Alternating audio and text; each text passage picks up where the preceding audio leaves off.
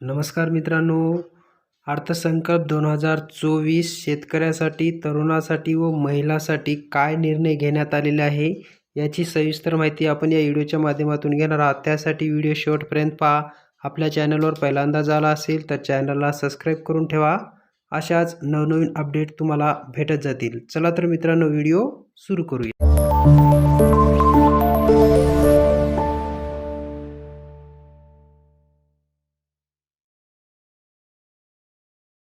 आता बजेटमध्ये महिलांसाठी काय, तिहेरी तलाक प्रथा बंद केली, PM आवास योजनेतील 70% घर महिलांना संसदेत आरक्षण देण्यासाठी कायदा आणणार, 9 ते 14 वयोगटातील मुलींना मोफत लस दिली जाणार, उद्योजकतेच्या माध्यमातून महिलेच्या सक्षमीकरणावर भर, गर्भाशय मुखाच्या कर्करोगासाठी प्रतिबंधक लसीकरण कार्यक्रम राबवणार, आशा कार्यकर्त्यांना आणि अंगणवाडी सेविकांना आयुष्यमान योजनेचा लाभ देणार। मित्रांनो, बजेटमध्ये शेतकऱ्यांना काय, आता पहा।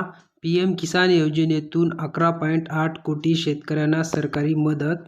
दुसरा, दूध उत्पादक शेतकऱ्यांना मदत करण्यासाठी सरकार योजना आणणार आहे। 4 कोटी शेतकऱ्यांना प्रधानमंत्री पीक विमा योजनेचा लाभ दिला।